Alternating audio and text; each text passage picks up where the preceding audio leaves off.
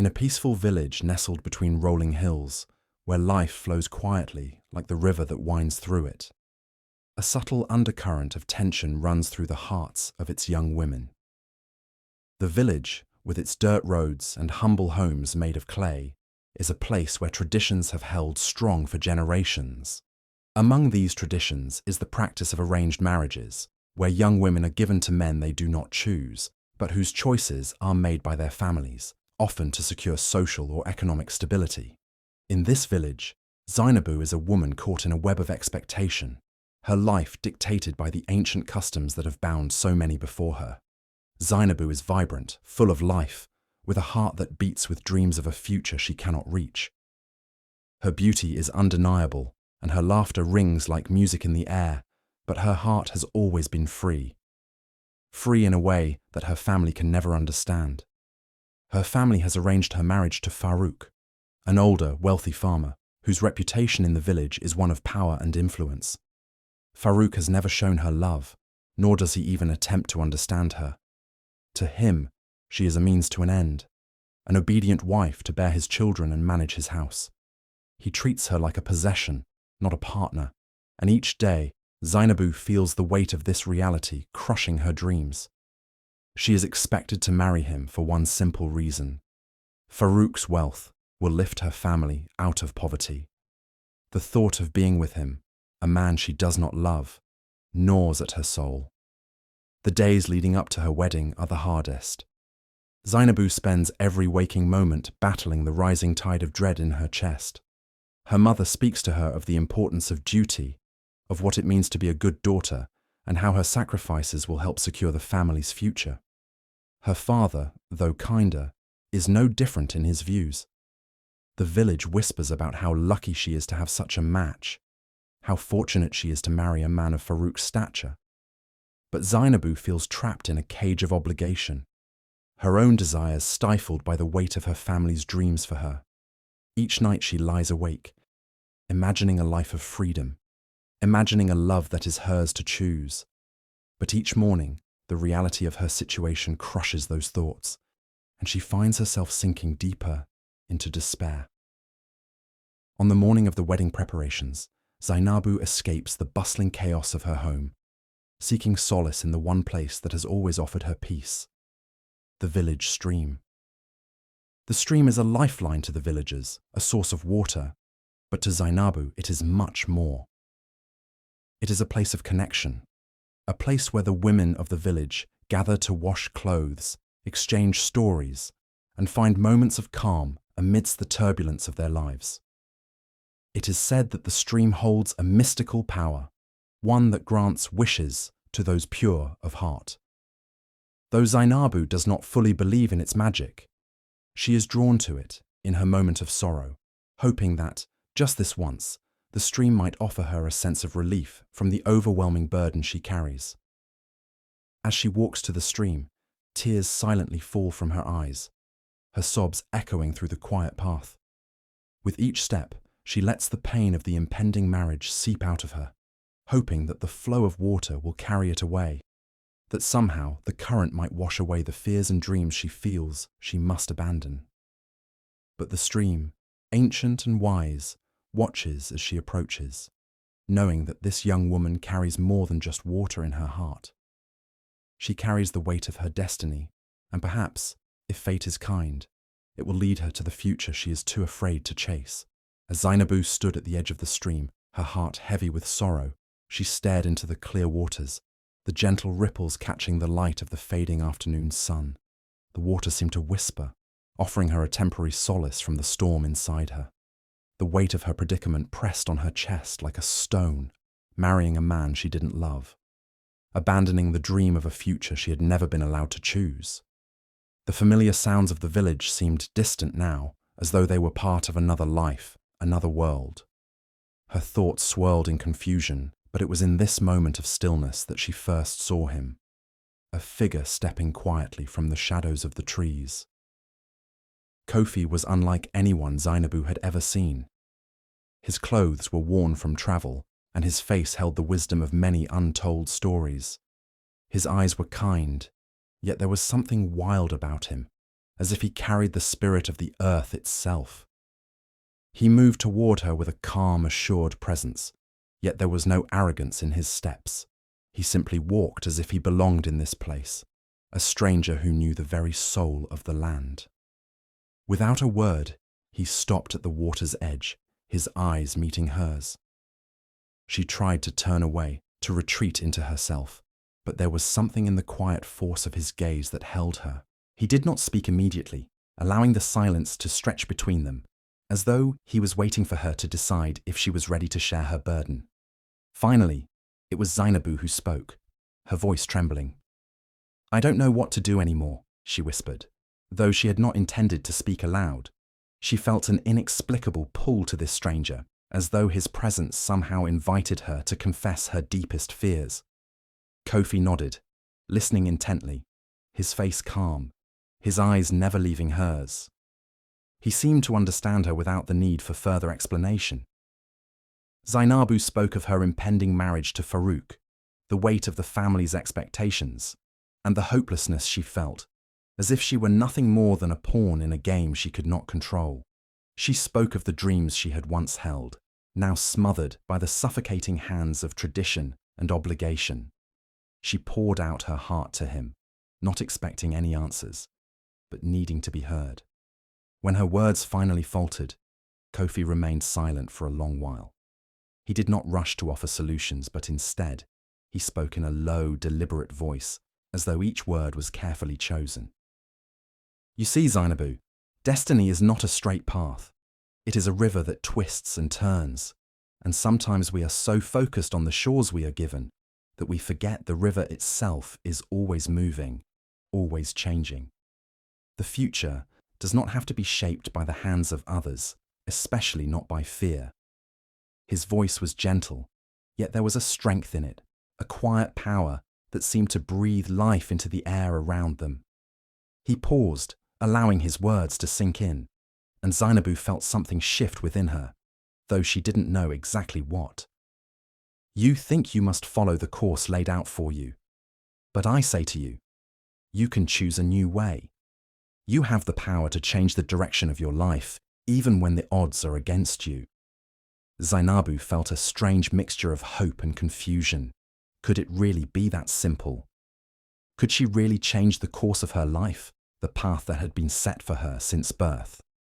She searched his face for answers, but it remained unreadable. Kofi smiled, his expression softening. "I am not telling you to abandon everything at once. I ask you to trust in the possibility of change. But first, you must believe that change is within your grasp." Zainabu felt an unfamiliar spark of hope deep within her, and with it, a flicker of fear. She was not sure if she was ready to act on such bold advice. But there was something in Kofi's voice, in the way he spoke of possibility and change, that stirred something long buried within her, a desire for freedom, for self-determination. Kofi's gaze shifted to the stream.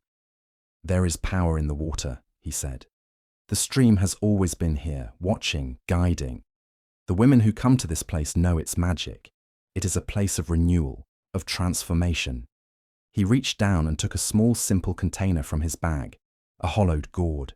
He offered it to Zainabu, his hands steady and calm. "Take a few drops of the stream's water, not to drink, but to keep. Keep it close, and let it remind you that the power of change resides in you. If your heart is true, it will guide you toward the life you desire." Zainabu hesitated for a moment, unsure of what she was being asked to do, but she felt an inexplicable sense of trust in Kofi. Perhaps it was the rawness of his understanding, or maybe it was the deep longing inside her that recognized the opportunity for change. Slowly, she dipped the gourd into the water, feeling the coolness of it wash over her fingers, as though it carried a message she couldn't yet understand. "I will," she whispered, though her heart raced. She did not know if it was the water or the gesture itself that would change anything, but in this moment, she felt a small, fragile hope. For the first time in what felt like weeks, Zainabu allowed herself to believe that something could be different, that she could be different. Kofi nodded, his eyes bright with understanding. "Keep it with you, Zainabu, and remember that your heart is the true compass. Trust it." Zainabu watched as Kofi began to move away, his figure blending with the shadows of the trees. He seemed to disappear into the dusk, leaving her standing alone by the stream, her heart a mixture of uncertainty and hope. She clutched the container close to her chest, her fingers trembling slightly as she gazed at the water within it. But as she walked back to her home, the reality of her life came crashing back, harder than the hardest stone. The village was alive with preparations. Her family was bustling, her mother arranging her hair and giving her last-minute instructions. The house was filled with guests, voices rising in excited anticipation for the wedding. Farouk was there, a silent figure in the background, his presence a reminder of the future she was supposed to accept. Zainabus' mother scolded her for her absence, her voice harsh, but Zainabu remained silent, clutching the container in her hands. It felt heavier than it had before, as though the weight of her decision was growing with every step. Her mother's words were lost in the noise around her, and Farouk's presence felt distant, almost as if he were a shadow in her life, not the man she was supposed to marry. Her heart ached with every passing moment, but as she stood there, with the container of water in her hand, Zainabu realized something. Though the preparations for her wedding were in full swing, she had made a choice, a small choice that was hers alone. It was the first step toward a future she could not yet fully grasp, but for the first time in days, she felt a faint glimmer of control over her destiny, and for that, she was willing to hold on to the hope that it could be enough. The sun had barely risen the following morning when the preparations for Zainabus' wedding reached a fever pitch. The house was alive with activity. Women from the village moved in and out, carrying bundles of cloth, spices, and gifts for the ceremony. Her mother, once soft-spoken and patient, was now a whirlwind of anxious energy, her face tense with worry.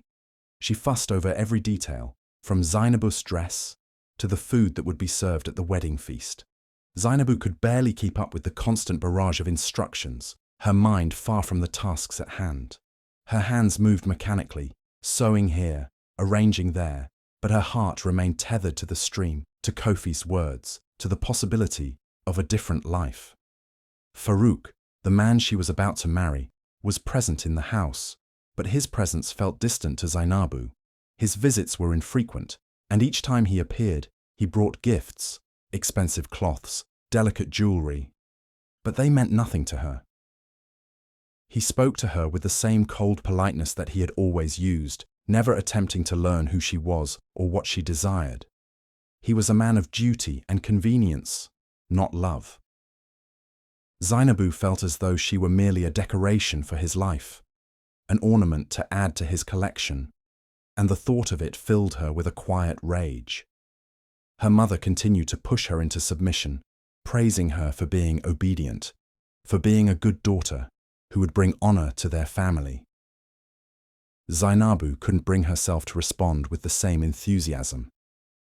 Her body moved through the motions of the day, but her heart was somewhere else entirely. She couldn't shake the memory of the stream, the way Kofi had spoken of change, of freedom, of the possibility that she could rewrite her own story. But here she was, once again, bound by the unspoken rule that family loyalty came above all else. As her family bustled around her, the weight of their expectations pressed heavily on her chest, and with every passing moment, the idea of running away, of choosing her own path, grew stronger within her. The quietest among them, however, was Jabari, her younger brother. He was just a boy, still innocent in many ways, but Zainabu could see the worry in his eyes. Jabari had always looked up to her, admired her strength, and had often been her companion during the quiet moments when the world seemed too loud. But today, he seemed to sense the storm that brewed within her. He watched her from across the room, his gaze full of concern, but Zainabu couldn't bring herself to speak to him. She couldn't let him see the depth of her turmoil. At lunch, as the preparations continued, Jabari approached her quietly, his small hands fidgeting with the hem of his shirt. "Zainabu," Why do you look so sad? It's your wedding day tomorrow. You should be happy." Zainabu met his gaze, her eyes full of pain. She wanted to tell him everything, to explain that the happiness he thought she should feel was nothing more than an illusion, a mask that everyone was wearing. But the words caught in her throat, and instead of speaking, she shook her head, her voice tight with emotion. "I'm fine, Jabari. Don't worry about me." But Jabari wasn't satisfied with that answer. He stepped closer to her, his youthful face full of earnestness. "But you're not fine, Zainabu. I can see it. You've been different. You're not the same." Zainabu looked away, feeling a sharp pang of guilt. She didn't want to burden him with her troubles, and she certainly didn't want him to know the truth of her feelings, how trapped she felt, how helpless she was. But Jabari didn't understand, and his confusion only added to her own. She pushed him away, her voice harsh. "Just leave me alone, Jabari. You don't understand." Her words stung him, and his face fell, but he didn't argue. He turned and walked away, leaving Zainabu alone with her guilt. She felt a sharp pain in her chest, knowing she had hurt him, but she couldn't bring herself to fix it. How could she explain to him that her happiness no longer mattered, that she was being forced into a life she didn't want, a life that would erase her very self in the name of family honor? She had never felt so alone. That night, as the preparations continued into the evening, Zainabu could not sleep. The house was filled with voices, the hum of excited chatter about the wedding, but all Zainabu could hear was the pounding of her own heart, the rush of her blood in her ears. She lay in bed, staring at the ceiling, unable to silence the voice in her head, telling her that this marriage would be the end of everything she had ever dreamed of. The weight of the water in the container beside her bed felt like a lifeline, but she wasn't sure if it was the stream's magic or her own desperation that had brought her to this point. Unable to stay in the house any longer, Zainabu rose in the middle of the night, wrapped herself in a shawl, and slipped silently out the door. She didn't know what she was looking for, but she knew she needed to be at the stream, the only place where she had ever felt any semblance of peace. She moved quickly through the darkened village, the cool night air biting at her skin, and by the time she reached the water's edge, she was trembling with anxiety. As she stood there, holding the container of water, she tried to calm her thoughts, to make sense of everything. But the confusion and fear only deepened. What had Kofi meant? What was she supposed to do now? Her mind spun with the weight of the decision before her. Could she really run away? Could she truly abandon everything she had ever known and take control of her life? Or would she forever be bound by the expectations of her family, by the weight of tradition that demanded her obedience? Just as she was beginning to lose herself in her thoughts, she heard a rustling in the bushes. Her heart leaped in her chest, and she spun around, only to find Kofi standing there once more, his presence as calm and steady as ever. He stepped forward, his gaze meeting hers, and for a moment, Zainabu felt the tension in her chest loosen. He looked at her without judgment, as though he had been waiting for this moment all along. "You came back," Kofi said softly. His voice was calm, but there was a fire in his eyes, a spark of something that Zainabu couldn't quite place. "I don't know what to do," she whispered. "I feel torn between the life my family wants for me and the life I want for myself. I don't know if I can do it." Kofi nodded, his face serious. "Zainabu, freedom is not given to you. It must be taken. If you truly desire to live for yourself, you must act now. The choice is yours. Run away with me and live your life the way you see fit, or marry Farouk and live in quiet despair, a life that will drain the very essence of your soul." Zainabus' heart raced as she listened to Kofi's words.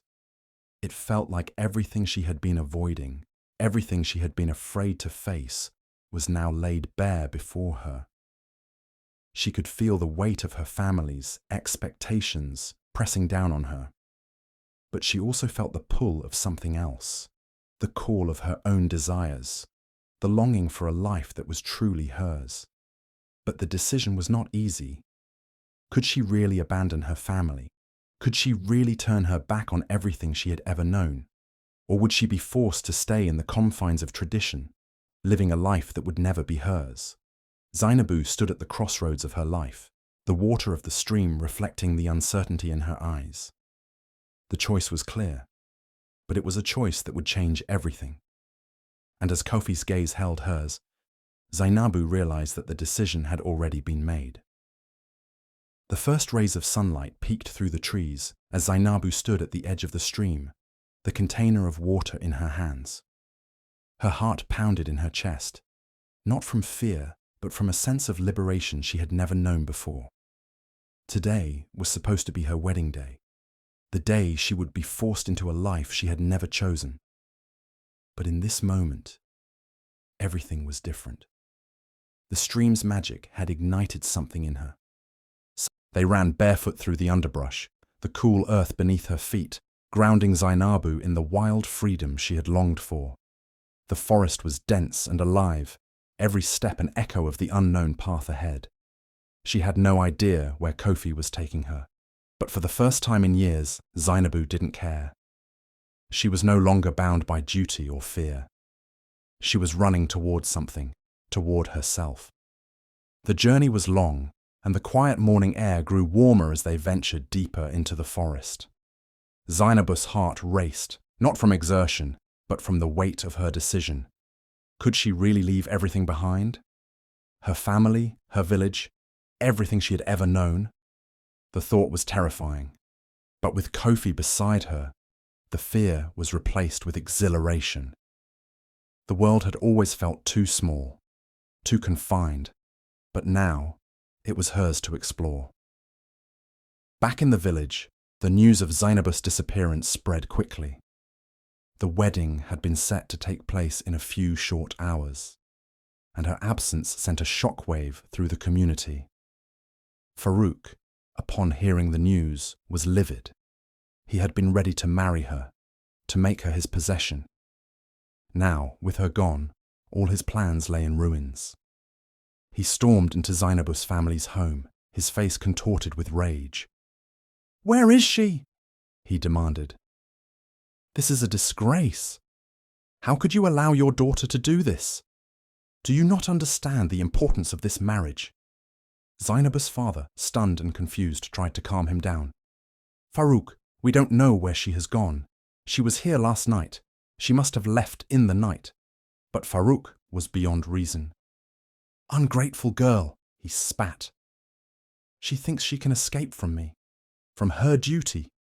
The whole village is talking about this, and now we are the laughingstock." His anger was not just for Zainabus' defiance, but for the failure of tradition, the disruption of the role he had been taught to play. He was angry at himself too, angry that, in all his years, he had never questioned the structure that had held him captive. In that moment, as he stormed through the village in search of her, he realized something. Zainabu had never been his. She was always meant for something else. As Zainabu ran, the path grew steeper, and the forest became denser. Kofi, however, moved through the woods as if he had been there 1,000 times before. He never faltered, always a few steps ahead, guiding her toward a place unknown to her. They finally reached a clearing, where the trees opened up to reveal a grove bathed in the soft glow of the morning sun. The air felt different here, charged with an energy that was both ancient and powerful. "This is the sacred grove," Kofi said, his voice low. "It is a place of transformation, where women come to renew their destinies." Zainabus' breath caught in her throat. She had heard of the grove before, stories whispered by older women about its spiritual significance. It was said that once every year, women who sought change would gather here, each of them seeking a new path, a new future. As she stepped forward, the air felt thicker, imbued with the weight of generations who had come before her. In the center of the grove stood a circle of women, all of them adorned in ceremonial attire, bright cloths draped over their shoulders, beads adorning their necks, their faces illuminated by the soft light of the sun. They greeted Zainabu with open arms, their faces warm with understanding. Zainabu had expected judgment, but all she found in their eyes was acceptance, compassion, and strength. She was not the first to walk this path, and she would not be the last. The women led her to the center of the grove, where a sacred fire burned. They encouraged Zainabu to sit in front of it, and with Kofi's help, she did. As she settled into the earth beneath her, she could feel the connection between herself and the women around her. This was not just a physical transformation, it was a spiritual one. The water from the stream, combined with the energy of the grove, coursed through her veins, and Zainabu felt herself changing. The weight of her past, the burden of her family's expectations, began to melt away. With each passing moment, Zainabus' body seemed to lighten, her soul lifting as though it were being carried by an unseen force. Her mind cleared, and for the first time in what felt like an eternity, she felt truly alive. She was no longer the girl who had been bound by duty, by fear of the unknown. She was a woman who had claimed her future, who had stepped into the fire of her own transformation.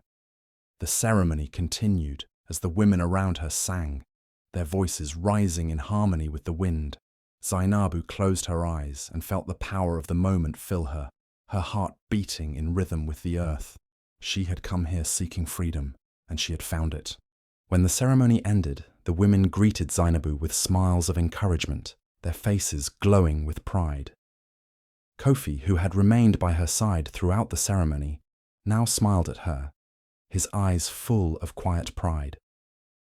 "You are no longer bound by the past," he said. "You have embraced your destiny." Zainabu stood, feeling a sense of power coursing through her veins. The forest around her seemed to cheer, the trees rustling in approval. She was no longer the girl who had cried at the stream, nor the woman who had been forced into a marriage she did not want. She was something new, something stronger, a woman reborn. And as the sun rose higher in the sky, Zainabu knew that her journey had only just begun. Zainabus' return to the village was nothing like the quiet return she had once imagined. It was not a journey back to familiar faces and comforting routines, but rather the return of a woman who had discovered her own voice. The gossip was instant and relentless. Whispers spread like wildfire throughout the village, fueled by shock and disbelief. Zainabu, the girl who had disappeared just hours before her wedding, had come back. But not as the dutiful daughter the community expected. No, she had returned as someone transformed, someone who had made a choice. Her family was not pleased to see her.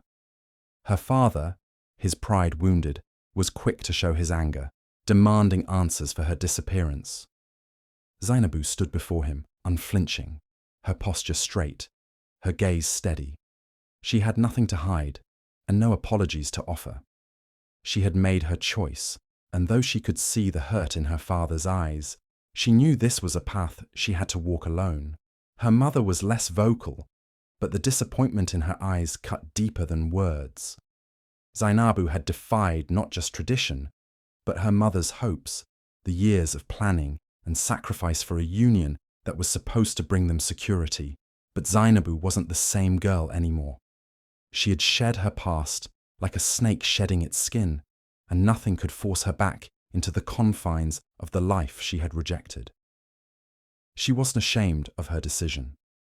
Instead, she stood tall and proud, a woman who had chosen her own destiny. The village reacted with a mixture of judgment and fascination. Some looked upon her with admiration, seeing the strength in her defiance. Others whispered about her disgrace, calling her rebellious and ungrateful.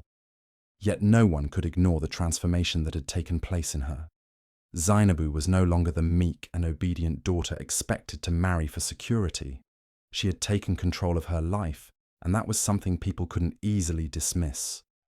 When Farouk first heard of her return, he was both angered and oddly impressed. The wedding had been called off, and the scandal that followed had left a sour taste in his mouth.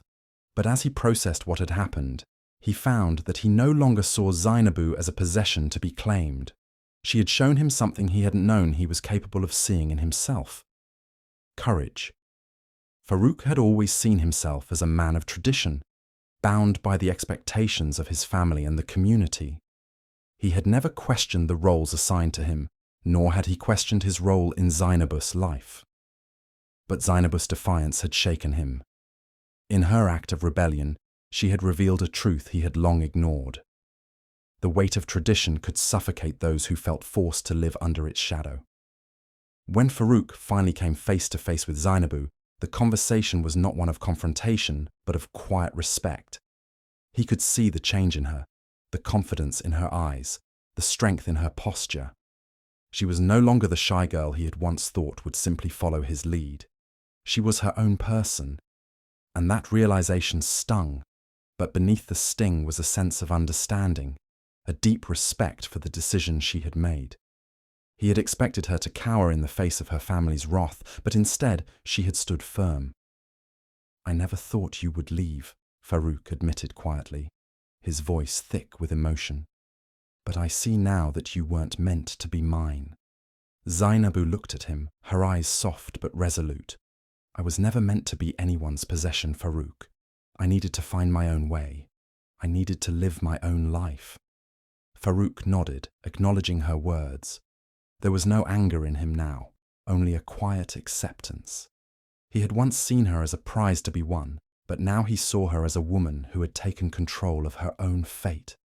"I wish you well," he said, his voice barely a whisper. "May you find what you seek." Zainabu nodded in return. "Thank you," she said, and for the first time she felt no bitterness in her heart for Farouk. His role in her life had been a chapter, and that chapter was now closed. In the weeks that followed, Zainabu began to rebuild her life. She became an active member of her community, speaking out for the women who felt trapped by tradition and helping them find their voices. She became a symbol of strength, independence, and the possibility of a life beyond the constraints of family expectations. It was during this time that Kofi, the man who had guided her on her journey, returned to the village. Zainabus' heart had always known that her path was tied to his, and their reunion was inevitable. The connection they shared was not just one of love, but of mutual understanding and respect. Together, they built a new life, not defined by societal expectations, but by their shared dreams and desires. Their marriage was not a traditional one, but it was a celebration of their love and their shared journey. Zainabu had found someone who saw her as an equal, who admired her strength and supported her independence. They stood side by side, not as man and woman bound by duty, but as two individuals who had chosen each other freely. Zainabus' life was no longer the life her family had envisioned for her. It was no longer the life dictated by tradition or fear. She had chosen a different path, a path that was uniquely her own. And as she looked around at the life she and Kofi were building together, she knew she had made the right choice. In the village, Zainabu became known as the woman who returned from the stream not as a bride, but as a force to be reckoned with. She had come back with the strength of someone who had claimed her future, someone who would shed the limitations of the past. And in that, she had become an inspiration, not just for the women of the village, but for anyone who had ever felt trapped by the expectations of others. Zainabu had gone to the stream in tears, but she returned as a bride, not to a man she had been forced to marry, but to the life she had chosen for herself. And in that, she had found true freedom. As time passed, the village slowly began to change. The winds of tradition, once so strong and unyielding, began to shift, and the lessons of Zainabus' journey took root in the hearts of many. The stream, which had always been a place of solace, was now seen by the community in a new light. It was no longer just a source of water, but a symbol of transformation, a sacred space where decisions were made not out of obligation, but from the deep well of personal choice and self-determination. Zainabus' story became a powerful legacy, whispered through the generations, told as a reminder of the strength that could be found in defiance and the courage to follow one's own heart. In the beginning, the elders spoke of her as a cautionary tale, a young woman who had broken away from the traditions of her people. But as the years passed, her story transformed, evolving into one of empowerment, a story of a woman who had chosen her destiny, who had lived life on her own terms. The young women of the village began to look at Zainabu as a beacon of hope. They heard the stories of her courage and her boldness, and they started to believe that they, too, could choose a life outside the bounds of tradition. The pressure to marry young, to sacrifice personal desires for the sake of family expectations, lessened as women saw that Zainabu had found a way to balance her love for her family with her need for personal freedom. She was no longer just a bride, but a woman who had built a future on her own terms, and her example inspired others to do the same. Zainabus' love story with Kofi, too, became a symbol of hope, a testament to the power of love that was not forced or arranged but chosen freely. Kofi, who had been there to guide her through the most difficult decision of her life, stood beside her as an equal, sharing in the life she had worked so hard to build. Together, they raised a family, and their children grew up hearing of the strength of their mother, who had once gone to the stream in tears, but returned with a newfound sense of purpose. The village began to change in subtle but significant ways. Families, while still respecting their customs, started to see that the happiness of their daughters was not bound to traditional marriage, but could come from the pursuit of their dreams. Women began to take on roles outside the home, leading the community in new and exciting directions. Zainabus' legacy was not just in her love for Kofi or in her bold defiance, but in the lasting transformation she inspired within the village itself. Even the elders, once resistant to change, began to see the value in allowing their daughters to choose their futures. The stream, now considered sacred in an entirely new way, became a place where women could come to seek clarity, guidance, and strength. It was a place where they could make choices that reflected their true desires, not just those of their families or the village. Zainabus' story was no longer just her own. It had become a collective story, woven into the fabric of the village's culture, inspiring countless generations to come. As time passed, it was no longer just a tale of one woman's bravery, but a symbol of the power of self-determination. A story passed down through the years to remind future generations that the path to true happiness lies in the choices we make for ourselves. Zainabu had gone to the stream in tears, hoping for an escape from the life she was expected to lead. But she had returned as a bride, not to a man chosen for her, but to a life she had chosen for herself. And in doing so, she had paved the way for others to do the same. Her legacy lived on, not just in the love she had found with Kofi, but in the hope she had inspired in the hearts of women, and in the village that had learned to embrace the beauty of self-determined futures.